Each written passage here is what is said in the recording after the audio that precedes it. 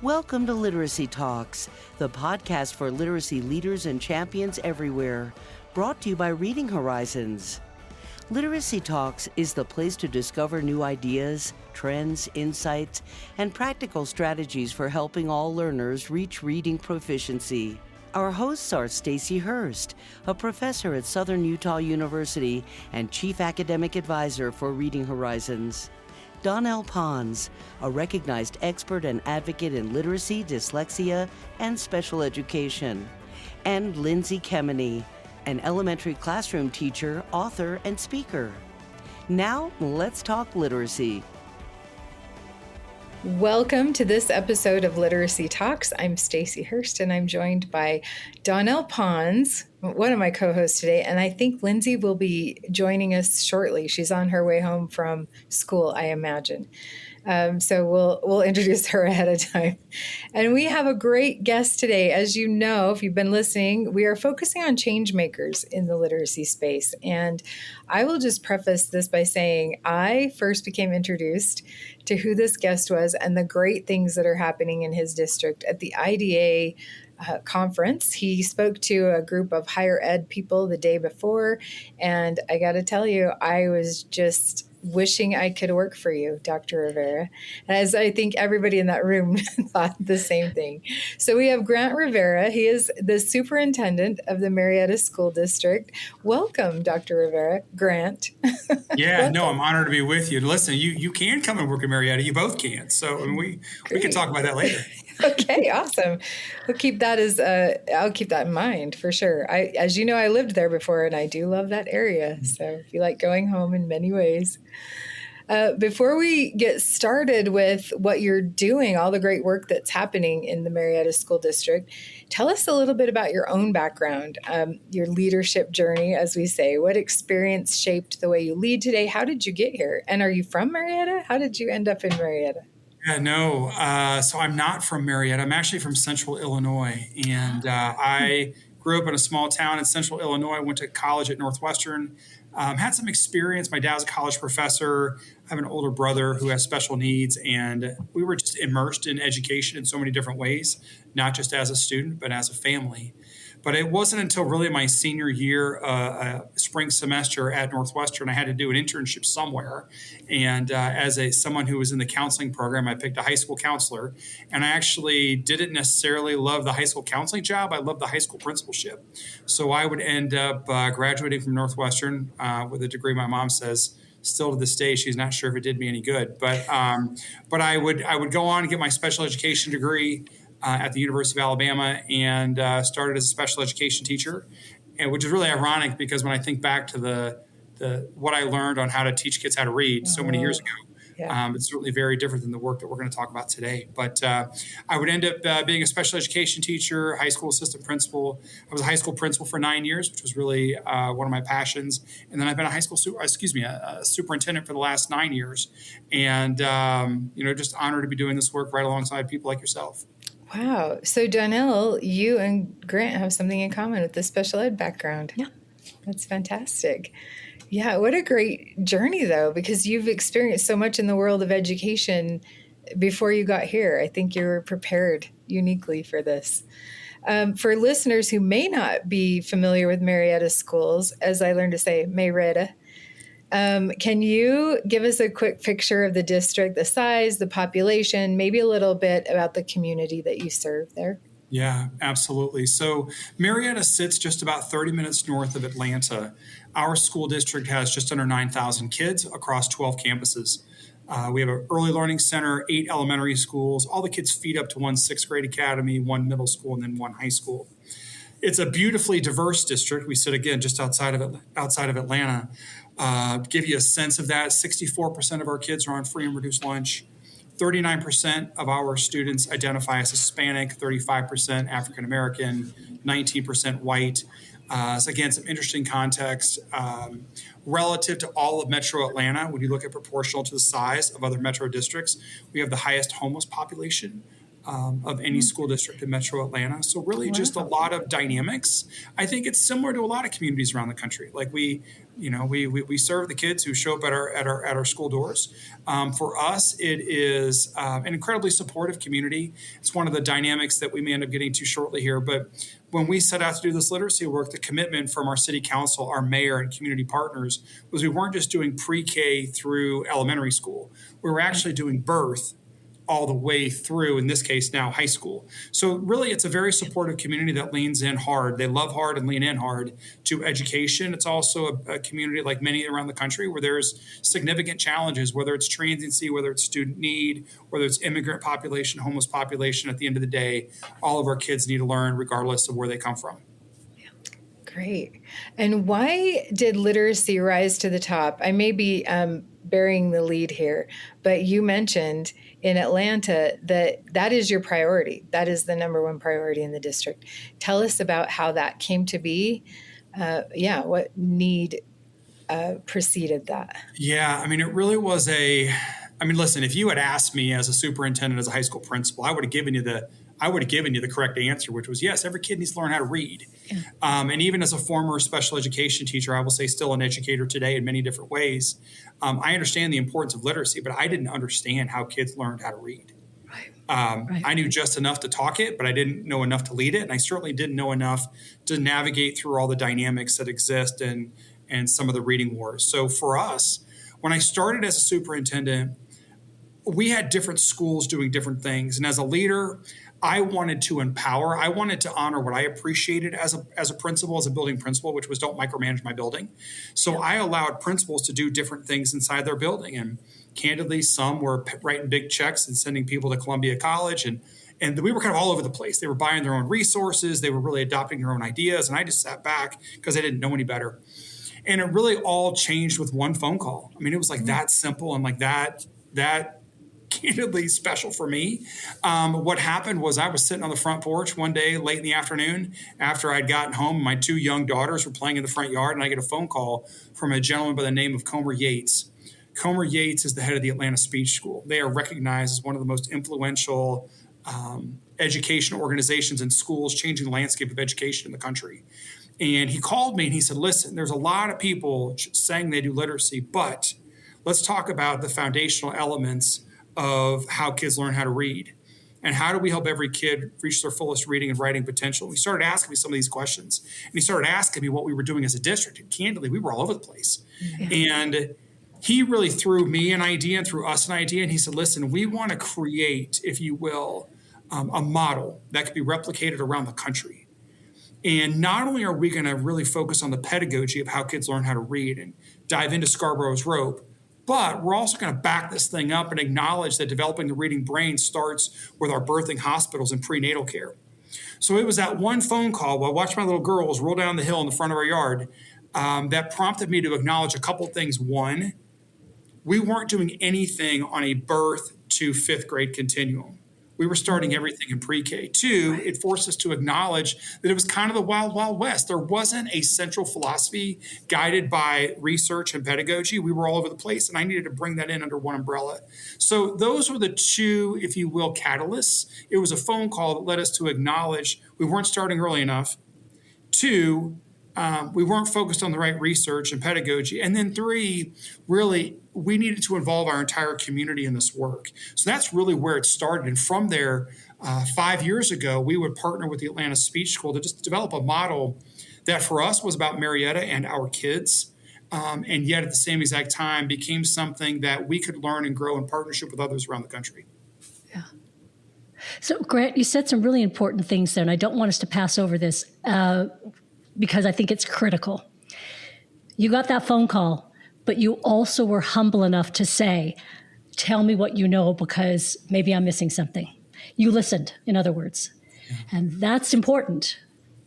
Yeah, I think it was humbling to acknowledge that I didn't, we're supposed to, the buck stops with us, right? But I actually didn't know what buck was stopping or how to stop it, candidly.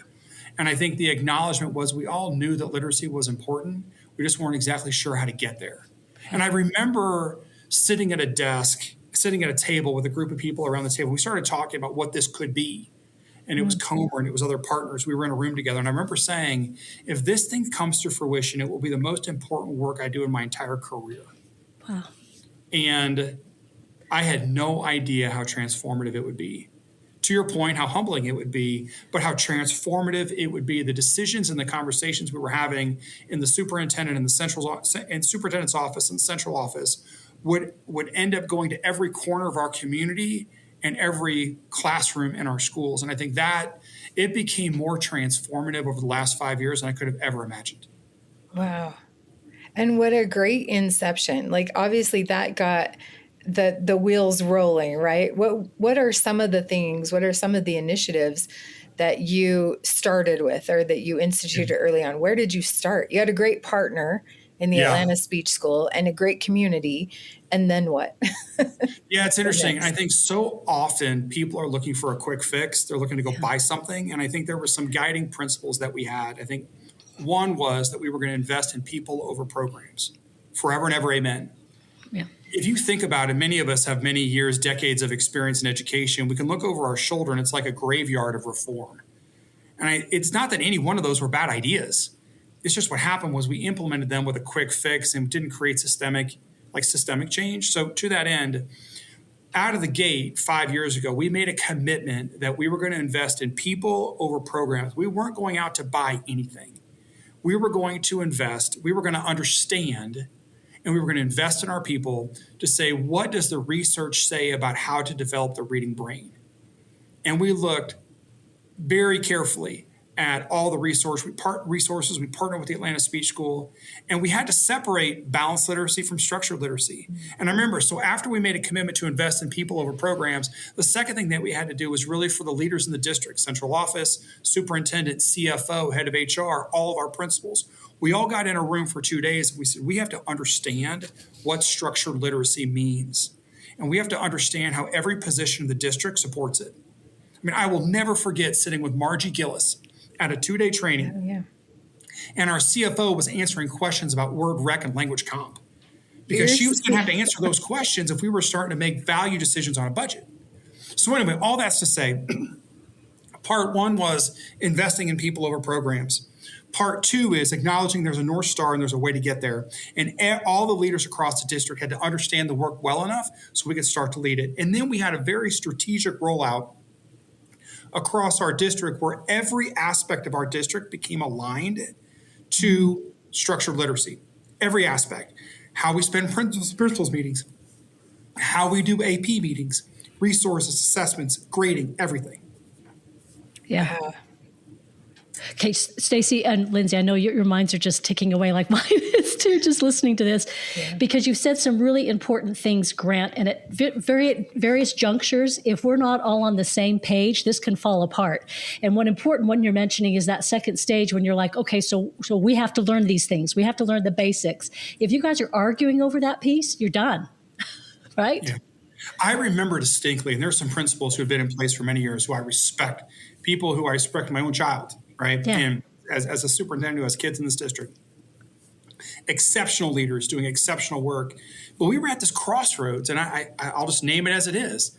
We've been doing balanced literacy, and we believe it works. You know, here we were talking about structured literacy and leaning into what the research and pedagogy says about that. And I, at one point, had to say to our group of principals, like, I love you. I'm here for you. I'll give you everything you need to be successful. But if you don't agree to this vision, then you shouldn't wear blue and be in Marietta. And there were some tough conversations. And I think now as we look back 5 years later, that's the interesting thing. Like, there were a lot of teachers and principals who felt like they were doing everything right for X number of years. Yeah. And they had to really wrestle with themselves. So part of it was not only leading a vision as a district and really making sure that everything in our district was aligned, but it was also helping people wrestle with maybe we hadn't been doing it right. And there's another way to do that. And the aha moments that were occurring for us were very transformative. Wow. And how did you help facilitate that? It's one thing to say those things. Like, how did you develop that sense of, it's a mind shift. And for some people, it's a big one, right?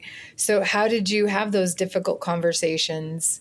What did that entail? I'm sure difficult conversations. You just demonstrated some of them. But how did that go overall, and how did you lead to facilitate that? So I think, there's a couple parts, right? So the first part was clarifying expectations and saying, this is who we are, this is what we believe, and if you want to be a part of this, I'll hold your hand through it. We'll do it together, because I was still learning. But if you don't, then tell me now, because we can let's part ways. So part of it was just agreeing that this is our North Star as a district. I think the second part, in terms of how we led through that, was setting people up for success.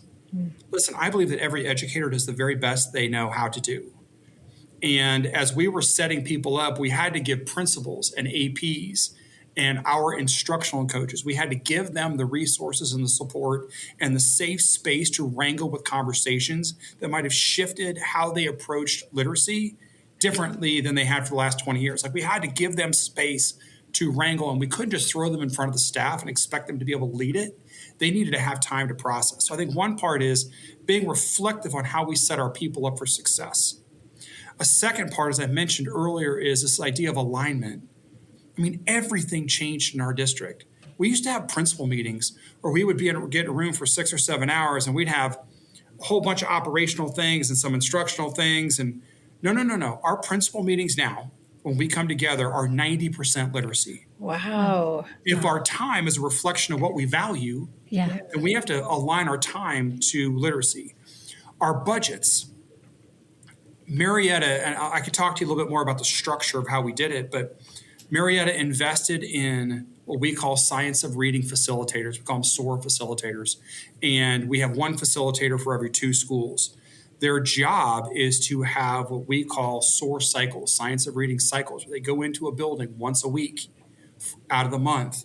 They're doing side-by-side coaching, training, walkthroughs, feedback, and we're setting people up for success. Listen, that isn't cheap. Yeah. The other thing that we did was, for any child reading below grade level in elementary school, we hired 37 additional reading specialists, people with expertise in reading who did it the way we believe it should be done, and the science says it should be done. And we will reduce class size for 1 to 10 or less, so that way kids get double reading block 5 days a week. So the idea is, whether you are adjusting your time, where you say your time is a reflection of what you value, or you're adjusting your budget because your budget is a reflection of what you value, everything in our district started to shift and align to literacy. And I think for us, it became candidly a tsunami that came across this district and this community, where our priority was to set people up for success and then really make sure they could execute the pedagogy and the practice that we had been working on together. Yeah. Okay, that is so beyond lip service, Grant. Yeah. That putting it right, that shift, you do the stuff that needs to be done in order to get the results you keep saying you want. Wow. Talk about aligning with true north. Yeah. That's even as you were describing that, I was sensing that whole massive alignment. And for our listeners, if you listen to our episode that aired last week, we interviewed one of those SOAR people, Justin Browning, and he was talking about his experience in your district. And again, there was alignment there with what he said and what you're sharing. And that does speak to a shared vision and a clearly communicated vision too. Yeah, no, I'll say, because your listeners may be familiar with him. Justin was an incredible resource when we initially launched this 5 years ago. And again, just think about someone, as I'm sure your listeners were able to hear over a period of time he was with you. You take someone with that degree of practical expertise. Yeah. He's not a researcher. He's not strictly a practitioner. He's actually a merge of the two. And we could put him in a room with teachers who were struggling. Veteran teachers who wanted to do it right, but were struggling with the implementation of decoding, for example. And Justin could sit side by side and walk you through that, or struggling with principals on how to lead this. What do you do when you have 30 elementary staff and they're all at different places along this continuum of implementation and success? And that's really where we lean on people with expertise like Justin, who can help our people experience success. And we do it during the workday. We talk all the time in Marietta, company people on company time solving company problems. And the idea is we're not having these meetings before school and after school. We're having these meetings when necessary. We provide subs so teachers can lock down for half a day or a full day and just have confidence in what they're expected to do. Wow. Lindsay, I'm curious, as a classroom teacher, as you're hearing this, what are you thinking? I think how incredible would it be just to have, just really the shared purpose with everyone, including the leaders, and how amazing to have such knowledgeable leaders helping guide this. And I love that you're putting, your money where your mouth is and your time. It just sounds amazing. Have you already, because I was teaching, so I joined a little bit late. Have you already shared results, like your scores before you started this initiative and now, 5 years later? Yeah, no, Lindsay, you're working harder than any of us because you just finished up teaching a class. So anyway, we're glad you could join us. But so let me say this, and I'll be happy to share some quick numbers, and anything further you want to put in the podcast notes, I could do that. But I think for us, this thing started as a birth through age 8, birth through 3rd grade. And then we realized, hey, especially with dynamics in our community, not every kid was reading by 3rd grade. Some of them were just coming to us. Yeah. So we expanded it to birth through grade 5. And then we recognized in a district with high transiency and other dynamics, we still had 33% of our kids in middle grades not reading on grade level. So then we expanded it birth through grade 8. And then we started acknowledging, hey, with a high immigrant population, we've got a lot of kids that are struggling. So now we are birth through grade 12. So birth through grade 12 across 12 campuses. How do we help every kid reach their fullest reading and writing potential? So one of the things we look at is what growth do we see over time? And we don't get super hung up on individual 3rd grade cohorts because we're trying to do this in middle school too. And we don't get hung up on 3rd grade cohorts because I actually want to see how kids grow over time as opposed to this group of 3rd graders compared to last year's group of 3rd graders. So I'll acknowledge one data point, Lindsay, that I think I hope is validating for our educators. It's certainly something that is encouraging for us as leaders. But so the state of Georgia, if you look at our state standardized test at the end of the year, all kids in grades 3 through 8 will take them. And when we look at our students' reading performance, as we look at kids in grade from 3rd grade all the way through 8th grade, and we say kids that are reading at or above grade level, when you look at the change in Marietta compared to the state of Georgia. So for the state of Georgia, there was an increase by 1% of 3rd through 8th graders reading on grade level. In Marietta, it was an increase over 5 years in 11%.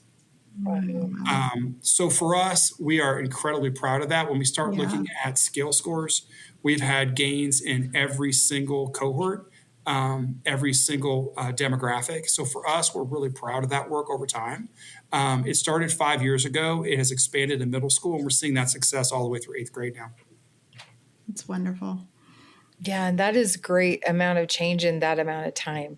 And I appreciate that the focus in all of your conversations, and when I heard you talk to us about your implementation in Atlanta, you did not lead with the scores, right? You were focusing on the process and the people, to your point. But that definitely is an outcome. I think sometimes we get too fixated on those scores as the end goal. But I do think we've been hearing a lot of conversation lately in our state of things like 3rd grade retention laws. And I think we've all been saying the focus needs to start before that. It needs to be supported before that. And you're demonstrating that. And I love that the conversation is not just about kindergarten through whatever grade, it's birth through high school and beyond. So I think that is great. In all that process, was there anything that has surprised you in putting all of this in motion and heading towards that North Star? I think as I look back, there are a couple things that I'm reflective about. I don't know if I'd use the word surprise, but I'm reflective about. I think one is, I think people thrive on clarity and expectations. And there's a lot of times in a district as leaders, or in a school, even as a classroom teacher, Lindsay, where there's all these things coming at us all the time. And in Marietta, what we're trying to say is, listen, we have two priorities. We hadn't talked about one of them yet, but one is safety of students and staff, and the second is literacy. And what that does, and I think as I look back 5 years later where I'm reflective, is that we've really eliminated a lot of the noise. And it's interesting, we say to our teachers, you do this right, everything else will fall in place. And I remember when people were yelling at me, literally going well, we got to do math. And what about this behavior intervention? I'm hey, the research says if we can develop the reading brain and give kids the skills to communicate, then we can change every other outcome that we may want to measure. So in Marietta, the focus was after safety, literacy, and everything else will fall in place. So one of the things that I am reflective on is how we can eliminate all the other noise, all the other agendas, all the other priorities, and say, when we get together and when we figure out our budget, our time and our money, this is where we focus. And I think it really took a lot of burden. It took burdens off of building leaders. It took burdens off of other people in the district, because if it's not looked at those through one of those two lenses, safety or literacy, then we don't necessarily focus on it. And I think that's something that, as I think back, maybe I am surprised. I'm a bit surprised at how we can eliminate all the other distractions to let people focus on what's important. I've heard someone say one time, a football coach said, keep the main thing the main thing.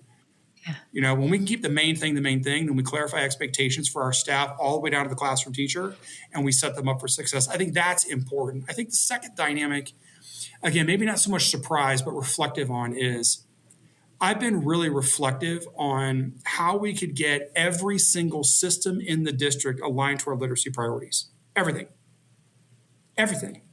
So board meetings. We will do a board retreat, and most of the time we're talking about literacy. And when we start talking about, as I mentioned earlier, principals meetings, AP meetings, coaches meetings, when I interact with staff, which I do throughout the year, literally it's, at the time that we're recording this, it's in February. In the spring, I will go meet with every single grade level team, and I'm going to ask them a real simple question. How can we better support you in the work that you're doing? So this idea of how we spend our time and how we interact with our people is critically important. I think that's a second dynamic, and how we make sure that everything is aligned. So assessments, resources, everything. I think the last thing I'll mention that I think oftentimes is it was something we thought about on the front end, and I see a lot of other people kind of make this mistake candidly, is we made a commitment in our district that we were not going to adopt any curricular resources, no core or supplemental reading program, until we had 3 years of the research under our belt. Wow. So we said to our teachers, you can't be critical consumers until you understand the science and the pedagogy well enough to know what resources align to best practices. So there are a lot of states and a lot of school boards I'll talk to where they're like, oh, we got to adopt a core or supplemental program. Actually, no, you don't. And if you do that too quickly, your people are just lurching for resources as opposed to investing in people over teacher boxes, right? So I think that's kind of a third dynamic on how we string all that together to make sure that our people were critical consumers. We actually ended up doing a supplemental core adoption or supplemental reading adoption 3 years after we had started this work, when we felt like our staff was finally able to lean into that space to be critical consumers. For over 40 years, Reading Horizons has helped educators build strong literacy foundations for students.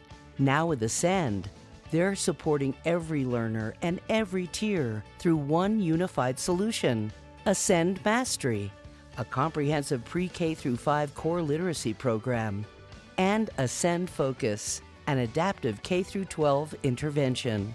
Learn more and explore how you can bring Ascend to your schools at readinghorizons.com/ascend.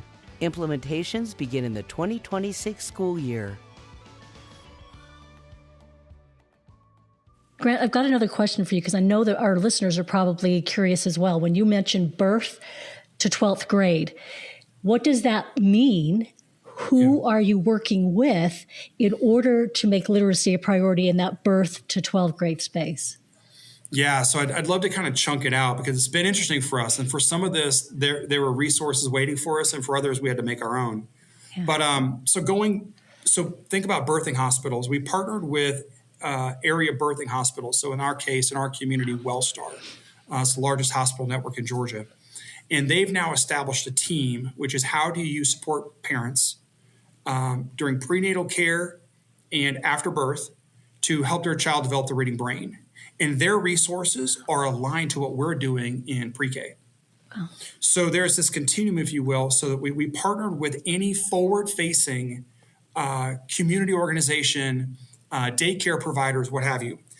The second piece, when you start looking at 2, 3, and 4-year-olds, so we have one early learning center. They really became the experts in how the science of reading gets translated into 4-year-old dynamics, instruction, and what does it look like to help them understand empathy and compassion for others, and what are the things we want them doing around decoding, et cetera, right, to develop the reading brain. And our early learning center now serves as a hub and a resource for other pre-K programs throughout Marietta. So even though they're not affiliated with the school district, we still support their teachers and aides with understanding what best practices look like. So our pre-K center actually becomes a learning hub. So you can see it's like birthing hospitals. How do we get through to every healthcare provider and forward-facing adult who's interfacing with parents during third trimester and after birth? Then we begin interacting and engaging with pre-K programs that are inside of our city limits to make sure that they're adopting best practices. Because listen, that's the Wild Wild West. Like anybody who spent 5 minutes in a pre-K daycare program understands there's a lot of turnover with staff. There's not a lot of opportunities for professional development because if they're not in front of kids, the daycare center is not making money. So that's a fascinating dynamic. But the idea is if we're going to welcome 600 kindergartners to Marietta City Schools in kindergarten, but only 150 of those are actually in our pre-K program, what are we doing with the other 400 some kids? Yeah. And so anyway, so that's that. The K-5 space was the easiest space because those teachers want to be reading teachers. They want to do right by kids, and they think that reading is their responsibility. Jump to middle school because you asked the question, that was interesting. So we partnered with the AIM Institute out of Philadelphia. Okay. And Nancy and she was fantastic, and Pat at the AIM Institute. And what we did basically in our middle school was if you were a teacher who came in contact with kids who were likely to be struggling with reading, however you want to define that, below grade level, students where English is a second language, fill in the blank. Those teachers went through a 2-year program. It was a virtual resource, but it was done in person with our science and reading facilitator inside the building. So we really had 3 cohorts. Anybody who came in contact with, had a high percentage of kids not reading on grade level, 2 all English teachers, and then 3 was every other teacher in the building. And so, for example, there's an expectation that the PE teacher use high leverage vocabulary strategies in PE in the same way we might expect that to happen in an English class. So that's where we are right now. We're on year 2 of that work. That, I'll tell you this, was hard. Because until we found the AIM Institute, we couldn't find anybody doing this work in middle grades in a public setting. Yeah. It was very challenging. Now at the high school, just to round that out, so we're in our first year of that work. We are leveraging the AIM resources at the high school. We're really focusing on ESOL, special ed, and our reading classes. We hope to expand this next year to every English teacher. So it's really just an opportunity for us to create this birth through high school, if you will, ecosystem, where we say we're going to follow the science and we're going to help every kid reach their fullest reading and writing potential. Yeah. Grant, I applaud you because that's where I ran into the wall for myself as an educator, is sitting in a middle school classroom, the only 7th grade English teacher. And I had a classroom or my whole load was about 300 students. I was their only teacher. And I had maybe 2 classrooms of 20 students that were actually reading at or above grade level. And the rest were struggling anywhere from 2 grade levels below to kiddos that were reading out of 1st grade, 2nd grade, barely putting word to word together. And I begged for resources. What have you got? What can you help me with? And there was nothing. And I took that first summer, rented a car, drove myself to Denver, and did my first training on my own. You should not have to do that. I applaud you in your efforts. It's fantastic.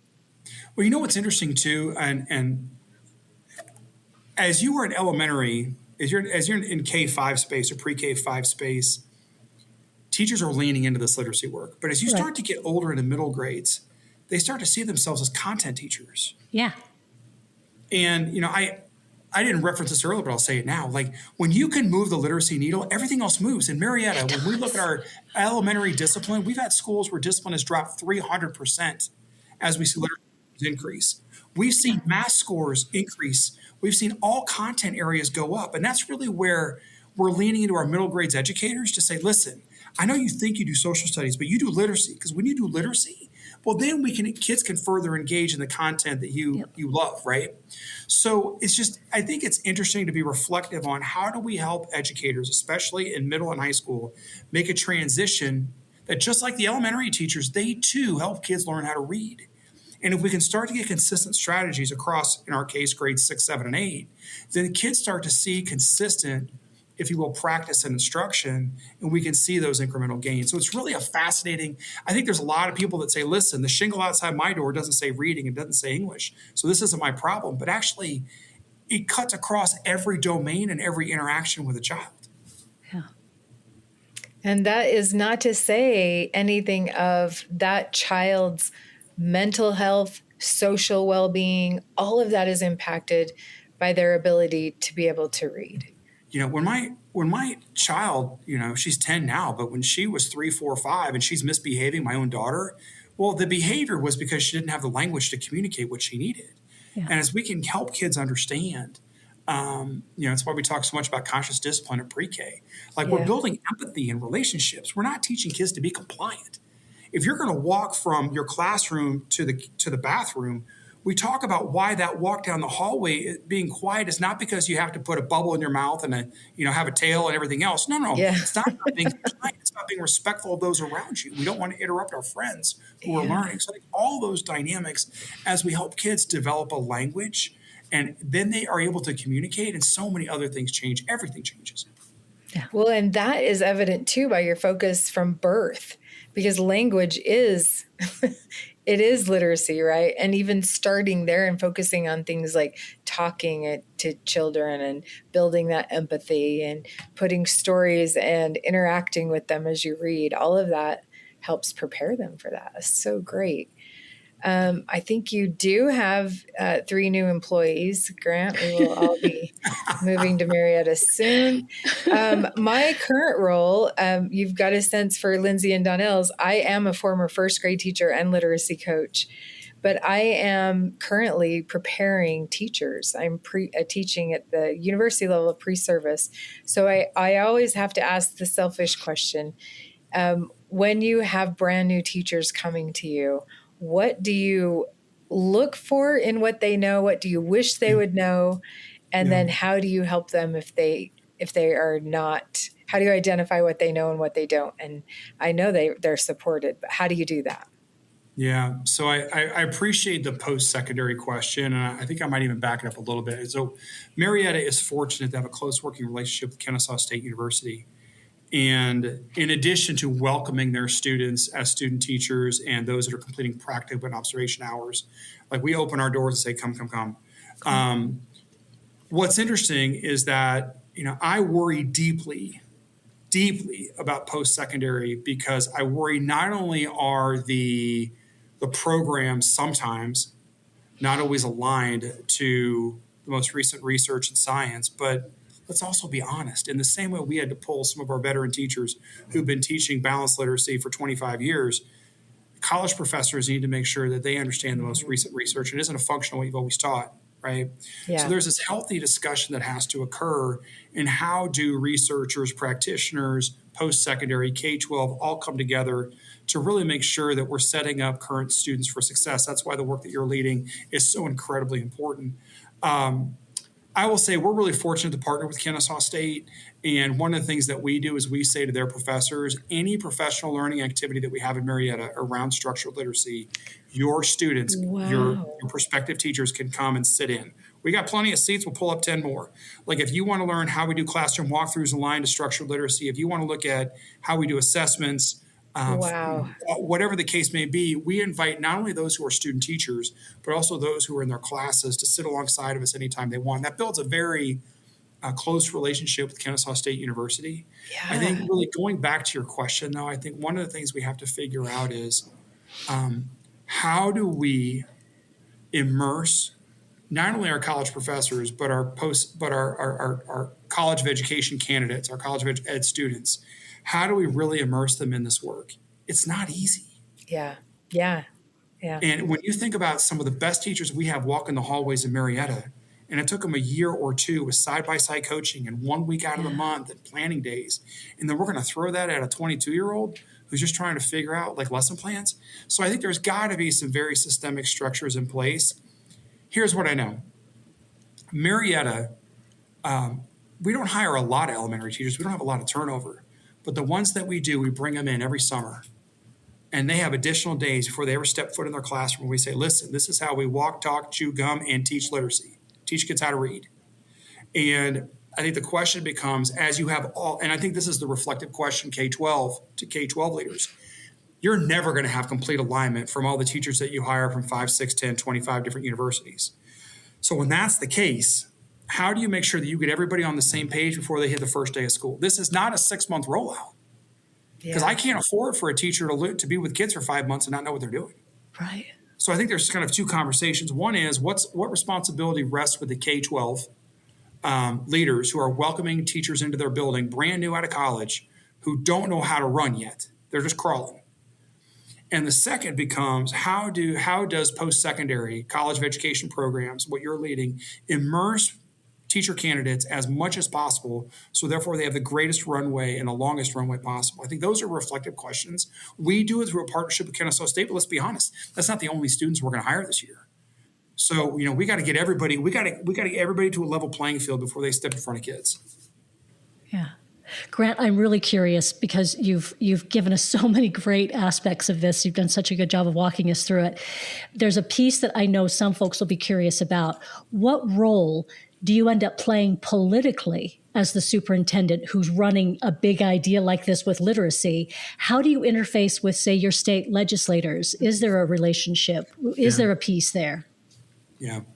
So I say this very humbly, and I think I'm going to lead into your question by acknowledging, we're not perfect. Yeah. And we really believe strongly, we live this work, but we're making tweaks every day to do it better. And we're looking at gaps and inconsistencies and where things are incoherent and not aligned. So with all that said, acknowledging that we're not perfect, I also will say, I'm incredibly proud. So the success that Marietta has had over the last 5 years, our model was adopted by the state of Georgia, specifically around literacy coaches in schools and the type of work that they do. In fact, the person that was leading it for Marietta ended up going to work for the state. They initially started with a cohort of schools around the state, and now there is current legislation in this current legislative session that looks at putting, in essence, reading coaches in every school. And that really models after the work that we've done. Listen, you could throw positions at schools, and they can get lost in the sauce and have zero impact. What we have done in Marietta is we have identified that if we take what we call science of reading facilitators, some people call them reading coaches, whatever you want, and we allow them, if we embed them inside schools for job-embedded professional development, side-by-side coaching, safe places, feedback loops, what have you, that we can have incredible outcomes for kids. And I think going back to your question about politically, listen, this is a nonpartisan issue, right? We can argue about a lot of different things in schools, whether it's budgets or other types of things. What we can't argue about on both sides of the aisle is we want every kid to reach their fullest reading and writing potential. And Marietta has served as a model for the state of Georgia, and yet we're still trying to get better every single day. Yeah. Yeah, I was thinking that too, Donnell. It's legislative season. It is. And I just wish every legislator could hear your story. Hopefully they will. We can send this recording to them if you have any questions. Because that overall alignment, you're aligning the district as a system, but now you're impacting the state's alignment as well. And as somebody who is in higher ed, that is so powerful. There's some of what we do with our pre-service teachers that we have to teach them what we consider to be the ideal, and then prepare them for what they might encounter, which will not be that, right? And so I think how amazing would it be to launch them into a system like yours, your district and state, hopefully eventually, to say, hey, this is all copacetic. And not only for the teachers who are doing the hard work, but for the lives they will impact, right? Like the students, which is why we're all doing this work. So And that is I a think powerful story. just to like kind of hit your point, it's like we've talked a twinge abstract, but like let me just say it this way for post-secondary. If every college of education student understood Scarborough's rope and knew how to translate that into a classroom, and then there were leaders who said we're going to align assessments and teacher planning periods and grading and all the things that we do on any given day, all to what you know about Scarborough's rope. Like, how simple is that? Yeah. Listen, I had a kid, my 10-year-old beat cancer when she was 2 years old. This is not, we're not trying to find a cure for cancer. We're trying to make sure every kid can read. Yeah. And at the end of the day, it's real simple. The science is simple. And I think about if every college professor like yourself said, you know what, in the time that I have with my kids, 1 course, 3 courses, whatever the case may be, if every kid understood Scarborough's rope, can you imagine the difference we could make across the country? That's where we are. Like, we don't argue about pedagogy. It's Scarborough's rope. It's structured literacy. And then we make sure that everything else is aligned accordingly. And then, allow teachers to do the art and science of teaching. That's where the magic comes. But I think it's just reflective for me on how can you get, and think about the whole arc of our conversation, if you will. Pre-K birthing hospitals, prenatal care, pre-K service, elementary, middle, high, post-secondary. If everybody was committed to following the principles of Scarborough's rope to develop the reading brain, we didn't argue about, what. The what is really simple. And then we aligned. There was incredible alignment on everything else that laid underneath that arc. I mean, the people talk about the Mississippi Miracle. All they did was make sure there was coherence and alignment to that very basic principle. Yeah. And I think that's very inspiring for us, and I can't wait to see the work happening in Utah. Yeah, well, thank you for what you just said. You can guarantee I will be playing that on loop for my students. I will be putting it in their coursework. They will hear that. And you might get some teacher candidates from Utah, too, if they understand how supported they'd be. And I want to say this, too. We're not selling anything. Yeah. Like, we've just spent the last 5 years trying to give teachers everything they need and want and let them be successful. And we put some structures in place, right? So we talking with principals, talking with APs, talking with board members, lining the budget. But I'll say this to everybody listening, and you can put my email address in the podcast notes, but we have an entire bank of everything we have built over the last 5 years. It's every assessment, how we do cycles each month in order to create job-embedded professional development. Everything that we have is available on a link that I would share with anybody. At the end of the day, we want to share this work with others so that way we are stronger together. And I think that's, my offer to anybody who cares about this work and cares about children. I don't care where the bus stop is. I don't care where the school is. At the end of the day, we're all trying to help kids reach their fullest potential. If there's anything Marietta can do to support that, you are welcome to put those resources in there, and I'm happy to share accordingly. Great. That's fantastic. We will do that. How expansive, too. And you're growing where you are, but then it's impacting things in a larger and larger space. So that is so powerful.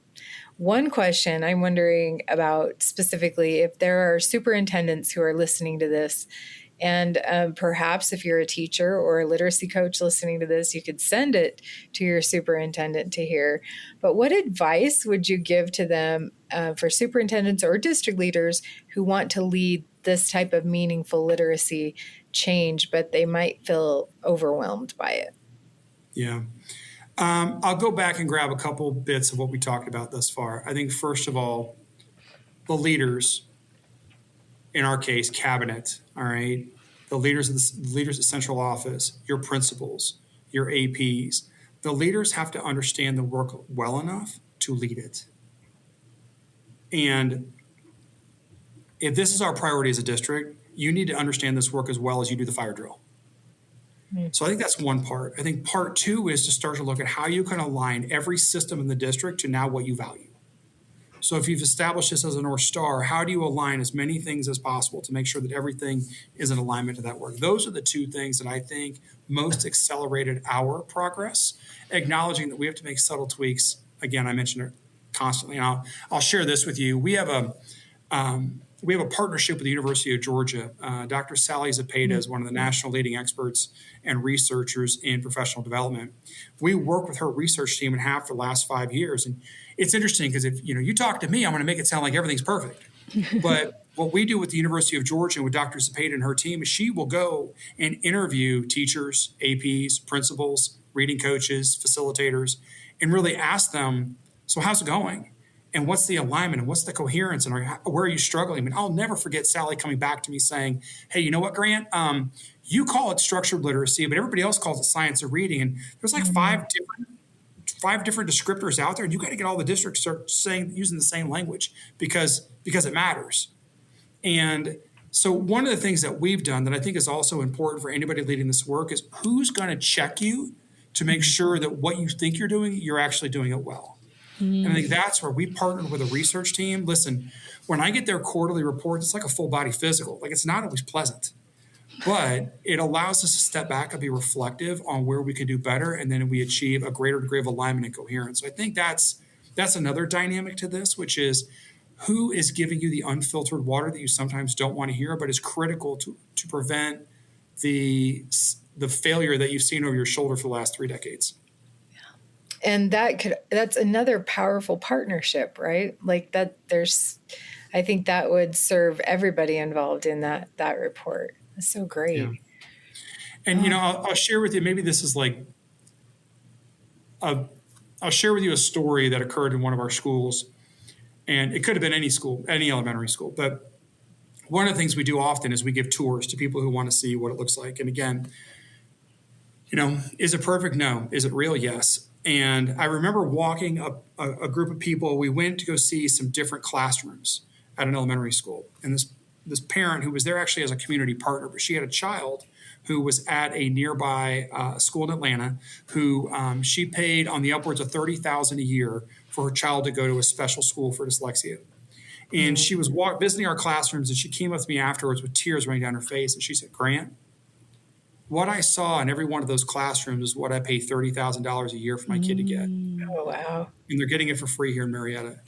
Yeah. And the idea is, how do we give our kids the very best classroom environment, regardless of whether their parent can write a check for it, and regardless of how big their house is and what kind of car they drive? And that's really where we are. It's like, how do we give every child the opportunity to reach their fullest potential? This work is life-changing. The work that you three are doing is life-changing. And for us, it's just a chance to be a part of this broader community that I know extends so far beyond just Mississippi. I mean, it extends across this entire country, all of us trying to do this most important work, because every child deserves that type of classroom. Yeah, I love that. Thank you so much for being with us today. I think this has been such an inspiring conversation. Donnell and Lindsay, I don't know if you have anything else to add or ask before we wrap up. I just want to say that I can tell why you don't have a lot of teacher turnover in your school district. Thank you for, it sounds like an incredible, supportive environment, and you're doing the work. And I love that you're really putting a priority on literacy instruction. So thank you. And thank you for sharing. Yeah. Thank you. I take it as the highest compliment coming from a classroom teacher. So we're just trying to do right by you, Lindsay, and everybody else who stands in front of kids every day. Yeah. That's fantastic. Grant, I'm going to say to our listeners, this is the episode you share. Think of those folks you've wanted to have this message, folks who need it, folks who want to help. This is the one you share. Thank you, Grant. That's a great way to emphasize that, Donnell, because Grant, we don't actually emphasize frequently to share our episodes, but I think we've all mentioned that in this episode for sure. So thank you. I think it's definitely testament to you and the great work that you and your teachers and all of the implementation coaches are doing in your district, that you are so willing to share and be authentic and not say, it's not perfect, but we're working on it, and to really demonstrate that consistency. And I feel the support that the people in your district must feel. And when you spoke to us in Atlanta, I remember you saying, and I think you were quoting Home Depot's policy of, company problems on company time with company people.